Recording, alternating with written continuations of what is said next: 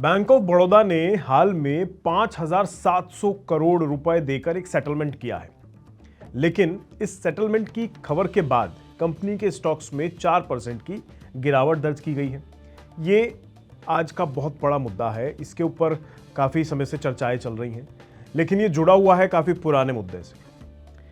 अब सोचने वाली बात है कि ऐसा कैसा सेटलमेंट था जो इतना पैसा देना पड़ गया एक बैंक को, क्योंकि ये एक सरकारी बैंक है, कोई प्राइवेट बैंक नहीं है। तो बात तो जब सोचने वाली सामने आती है तो सवाल भी खड़े होते हैं, क्या कोई बैंक बिना अपनी गलती माने या बिना किसी वजह 5,700 करोड़ रुपए ऐसे ही दे देगा?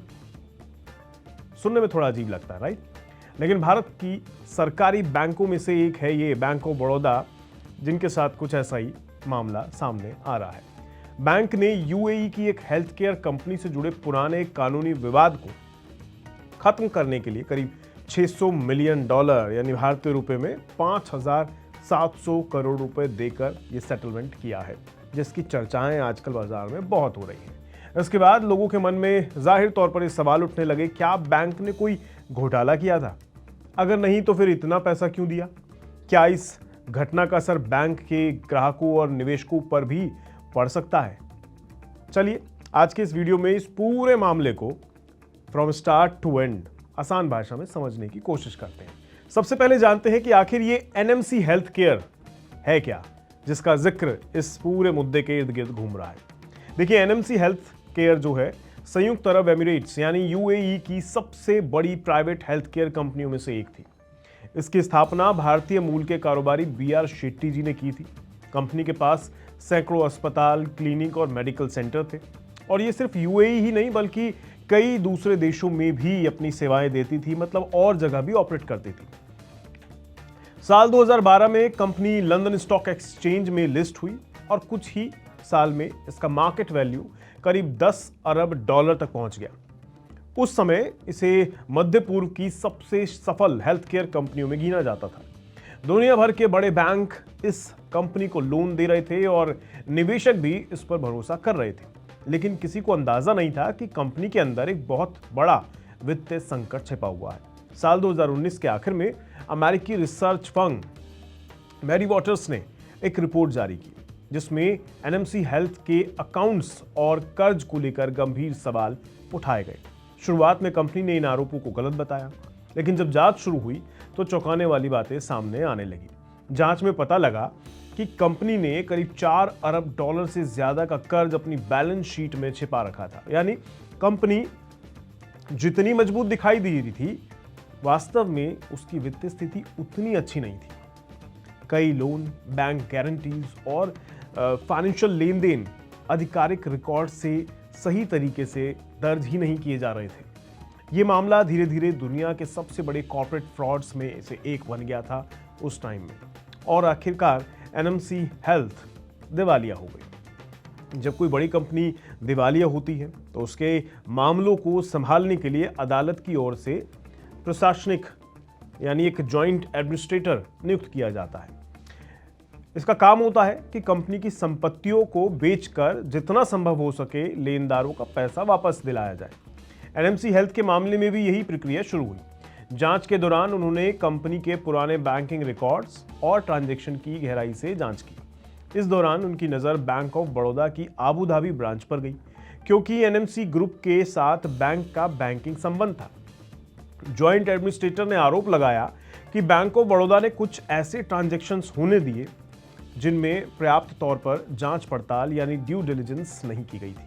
उनका कहना था कि बैंक ने कुछ मामलों में केवाईसी यानी नो योर कस्टमर और एएमएल यानी एंटी मनी लॉन्ड्रिंग से जुड़े नियमों का सही तरीके से पालन नहीं किया, जिससे कथित रूप से फर्जी वित्तीय लेन देन संभव हो सके हैं।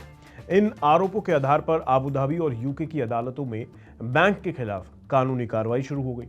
हालांकि बैंक ऑफ बड़ौदा ने शुरुआत से ही इन आरोपों को खारिज किया और कहा कि उसने किसी भी तरह की कोई गलत कार्रवाई नहीं की है। अब सवाल यह है कि जब बैंक खुद को निर्दोष बता रहा है तो फिर उसने 5,700 करोड़ रुपए जैसी इतनी बड़ी रकम देने का फैसला क्यों किया? इसका जवाब अंतर्राष्ट्रीय कानूनी मामलों की जटिलता में छिपा है, यानी काफी कॉम्प्लेक्स होता है ये मुद्दा। ऐसे मामलों में अक्सर मुकदमे कई सालों तक चलते हैं। करोड़ों रुपए सिर्फ वकीलों की फीस और कानूनी खर्चों में लग जाती है। इसके अलावा फैसला किसके पक्ष में जाएगा इसकी भी कोई गारंटी नहीं होती। अगर अदालत का फैसला बैंक के खिलाफ जाता तो उससे इन्हें कहीं ज्यादा रकम जो अभी चुकाई है शायद उससे भी कहीं ज्यादा रकम चुकानी पड़ सकती थी। इसलिए कई बार कंपनियां या बैंक ये तय करते हैं कि लंबी कानूनी लड़ाई लड़ने की बजाय आपसी समझौते के जरिए ही विवाद को खत्म कर दिया जाए। इस प्रक्रिया को ही आउट ऑफ कोर्ट सेटलमेंट कहा जाता है। बैंक ऑफ बड़ौदा ने भी यही रास्ता चुना। बैंक ने लगभग $600 मिलियन यानी करीबन 5,700 करोड़ रुपए देकर इस विवाद को जड़ से खत्म करने पर सहमति जता दी। इस समझौते के बाद अबू धाबी और यूके में चल रहे कानूनी दावों को वापस लेने की प्रक्रिया शुरू हो गई।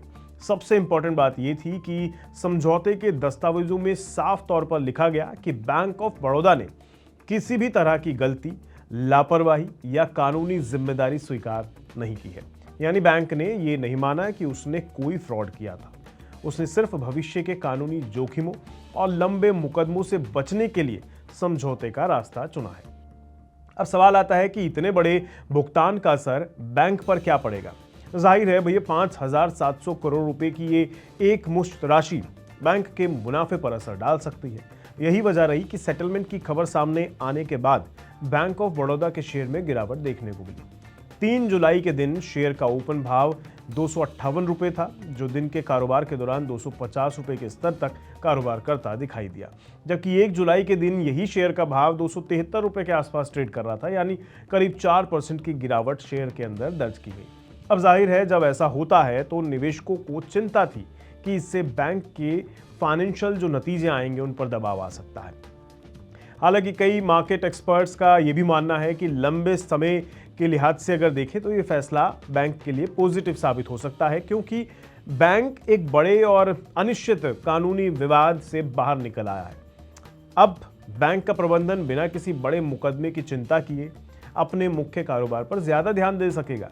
अगर ग्राहकों की बात करें तो फिलहाल घबराने जैसी कोई बात नहीं है। ये मामला बैंक के रोजमर्रा के ऑपरेशन या ग्राहकों की जमा राशि से जुड़ा हुआ नहीं है।